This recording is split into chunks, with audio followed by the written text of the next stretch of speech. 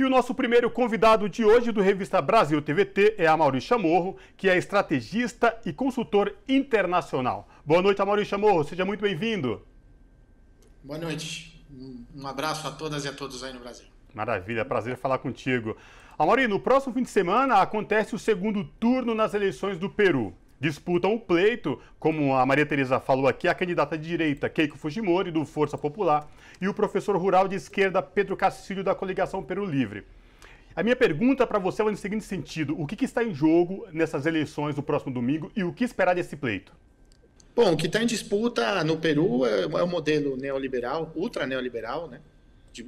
Com uma desigualdade social tremenda, uma das principais da América Latina, que é a representação da Keiko Fujimori, né? E o outro, você tem uma proposta de uma renovação, inclusive convocando uma Assembleia Constituinte, que é o caso do professor Pedro Castillo, que é um professor, líder sindical, líder dos maiores sindicatos de professores do Peru, que inclusive em 2017 liderou a greve geral contra o Pedro Pablo Kuczynski, né, o PPK, e ele era uma pessoa absolutamente desconhecida até o começo do segundo turno, né? Ele ganhou por um trabalho territorial, um trabalho porta a porta do sindicato nas regiões rurais do país e principalmente na região da Cordilheira dos Andes, que o levou para o segundo turno. E a Keiko é a terceira vez que ela participa de uma eleição presidencial, a terceira vez que ela vai para um segundo turno, e ela é a máxima expressão da direita retrógrada, não só do Peru, mas da América Latina, né? Lembrando que ela foi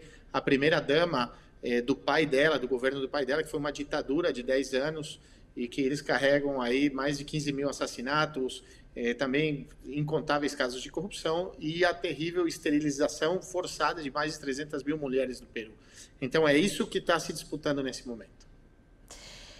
Amaury, o que você pode nos contar, trazer para a gente sobre o atentado recente que deixou 18 mortos? Algumas autoridades, algumas horas depois, chegaram a atribuir esse massacre, esse ataque, ao Sendero Luminoso.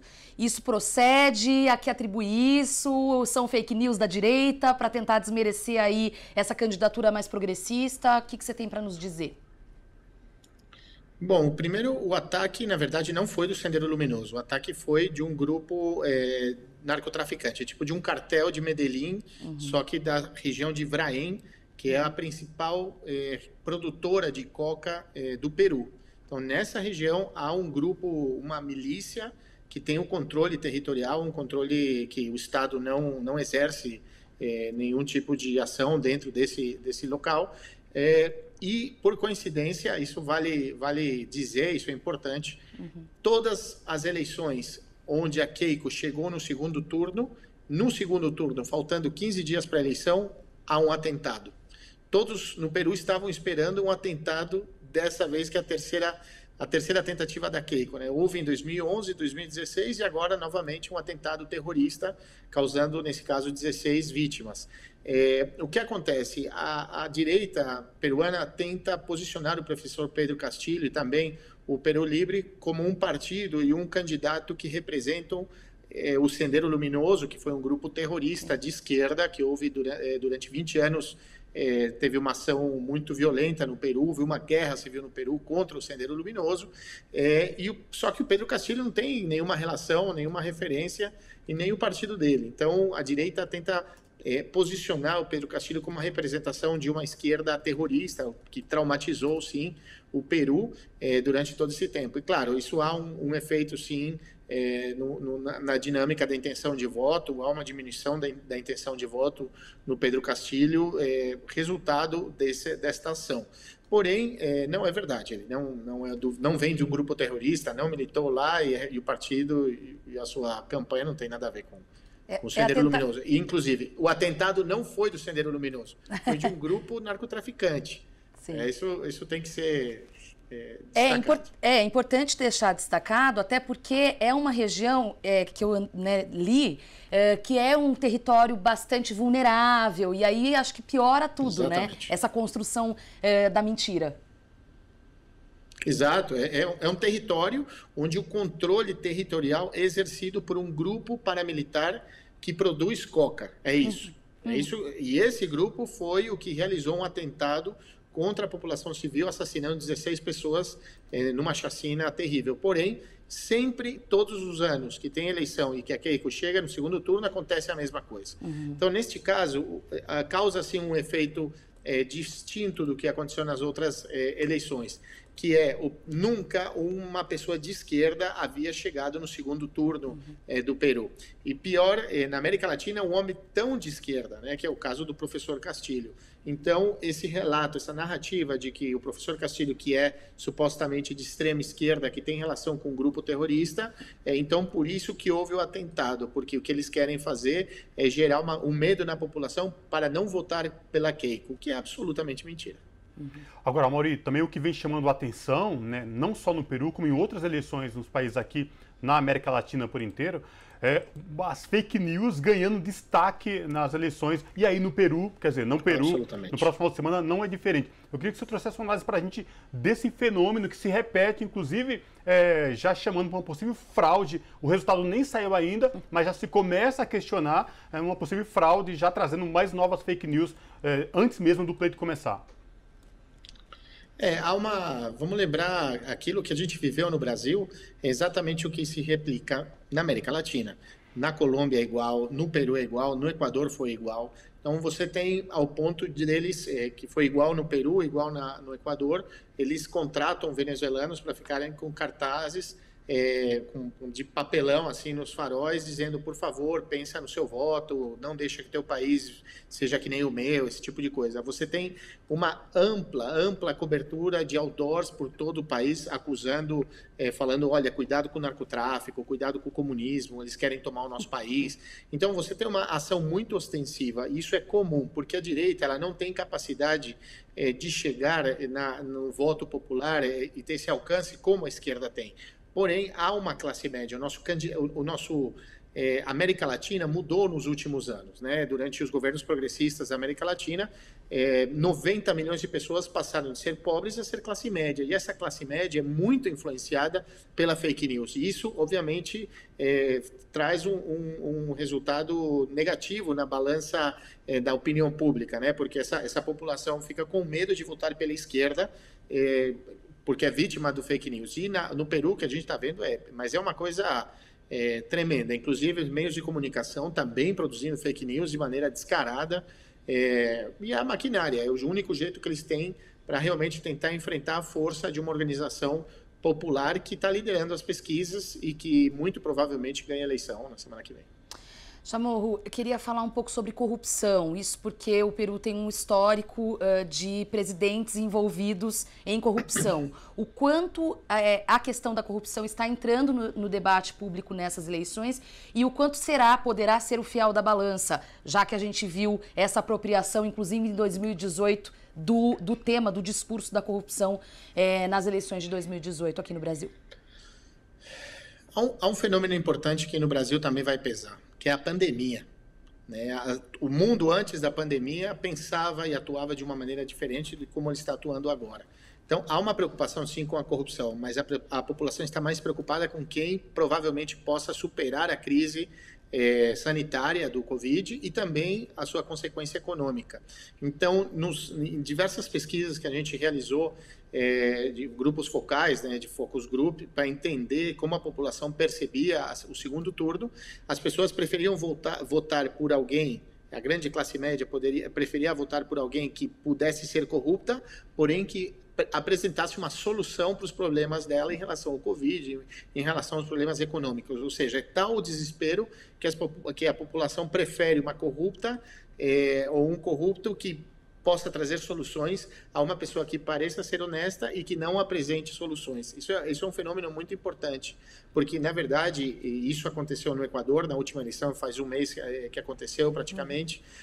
Também isso acontece na dinâmica em todos os países, no caso da Colômbia, que também está num período pré-eleitoral, do grande debate nacional é como superar a crise econômica e como conseguir vacinar as pessoas. Então, a corrupção fica no segundo turno.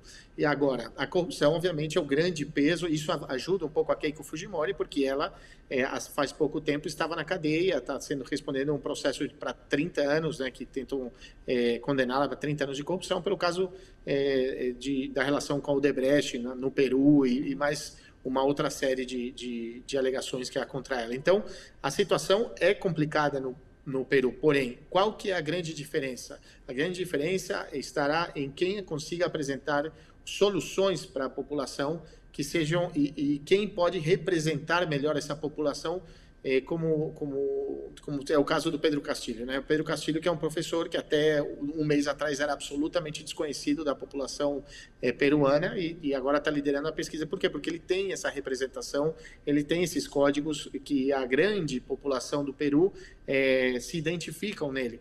Porém, disputa também com uma classe média muito presente em Lima e também ao redor de Lima, sabendo que Lima chega a pesar quase 40%, dependendo do volume de votantes, pode chegar a entre 30% e 40% do total de votos do país. Então, a gente sabe dessa disputa entre os setores rurais andinos e dessa periferia da capital, Lima, e também de Lima, né? Então, essa modificação na dinâmica eleitoral pode acontecer a partir da dinâmica em Lima e no resto. E em Lima, nesse caso, o Keiko é muito forte, ela tem um teto relativamente baixo, né, de pessoas que não votariam por ela jamais, porém, na cidade de Lima, ela tem mais força, inclusive porque o Pedro Castillo ele é visto como uma pessoa que sai do campo até a cidade, um indígena que tenta chegar ao poder, um país que está acostumado a ter presidentes estrangeiros, brancos,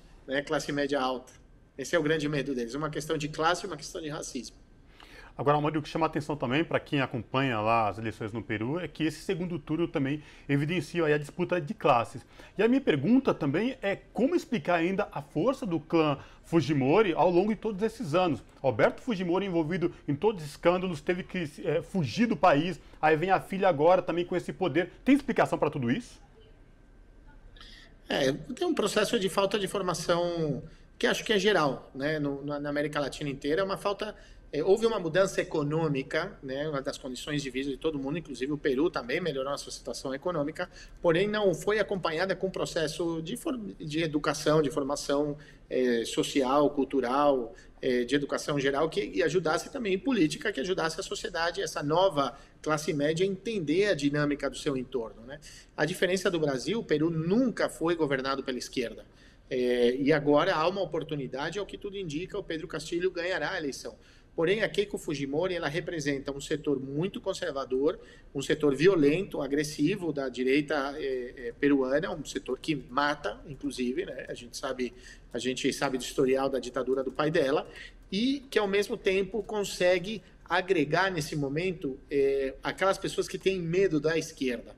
A Keiko Fujimori tem uma intenção de voto, ele que também é um setor conservador médio que tem medo do Pedro Castillo, porque o Pedro Castillo é do interior, porque o Pedro Castillo é indígena, porque o Pedro Castillo é de esquerda, então não que necessariamente eu vote pela Keiko, eu estou votando contra o Pedro Castillo. Assim como mais da metade dos votos do Pedro Castillo tem a ver com o quê? Com esse anti-fujimorismo. Também. Então, a gente tem um posicionamento de dois candidatos que conseguem agregar o voto ante o outro, não nele como uma opção. Então, isso muda um pouco a dinâmica e a narrativa da campanha como ela tem que ser feita. Chamorro, queria falar um pouco de história. A gente pincelou a questão da ditadura. A América Latina foi marcada por ditaduras e cada país tem uma memória diferente sobre isso. Então, os argentinos, por exemplo, eu costumo dizer que tem uma consciência criada a esse respeito. No Brasil, a gente vê, inclusive recentemente, o tal do revisionismo histórico, pessoas, inclusive, questionando o regime ditatorial. Como é essa relação da população peruana com o regime ditatorial? Que o Fujimori, ele deu um golpe de Estado, ele deu um autogolpe, né? Ele era candidato, ele era presidente, ele deu um golpe de Estado, onde ele tomou o poder, todos os poderes do Estado e transformou o país numa ditadura que, naquele momento, trouxe, sim, uma melhora econômica para setores mais pobres, né, do Peru. Então, não houve, depois do fim do governo do Fujimori, que ele cai a partir de uma série de denúncias são conhecidos como Vladivideos, que era, lembrar do Vladimir Montesinos, né, que era o grande chefe da inteligência e da polícia política do Fujimori, que ele foi gravado entregando dinheiro, comprando congressistas para votarem leis a favor do próprio Fujimori e, inclusive, pagando a jornalistas e meios de comunicação para apoiar o Fujimori. Então, esses vídeos saem a público, passam na televisão e aí cai o governo Fujimori. Porém, depois disso, não houve houve uma comissão da verdade, mas que não teve a profundidade necessária para que a população reconhecesse as atrocidades cometidas pelo Fujimori. Por exemplo, durante a campanha, a Keiko Fujimori, ela argumenta que a esterilização forçada de mais de 300 mil mulheres, algo que a gente viu parecido, feito no nazismo, né? Você, uma mulher pobre que foi dar à luz, eles cortavam as trompas das mulheres sem perguntar se eles queriam ou não, simplesmente para tentar conter a pobreza. É a política de extermínio. Então, até o devido momento, não houve o Estado peruano, a sociedade peruana e principalmente os meios de comunicação não permitiram um trabalho de comissão da verdade profundo e que se entendesse o que isso representou ao Peru. Porém, no Brasil também acontece isso, né? O Brasil, inclusive o processo da volta à democracia foi um grande acordo das elites para permitir a volta da democracia, porém nenhum militar foi condenado por absolutamente nada, né? Não houve, o Brasil guardou na gaveta a sua história e preferiu fingir que não aconteceu absolutamente nada, inclusive dentro de governos. Eu vou lembrar que a presidenta Dilma forçou, sim, muito corretamente, o início de uma comissão da verdade que fez um trabalho muito potente. Porém, o Brasil como um todo ainda não curou essa ferida, ainda não estudou, ainda não entendeu. Ele prefere não olhar para trás. E é um pouco o que está acontecendo no Peru também. Isso é importante. A gente tem que ter memória para que algumas coisas não se repitam. E com isso, quero agradecer muito a participação de Amaury Chamorro, estrategista e consultor internacional, trazendo esses detalhes aí para a próxima semana das eleições do Peru. Chamorro, muito obrigada pela participação e até uma próxima oportunidade. Obrigado a vocês. Abraço. Um abraço.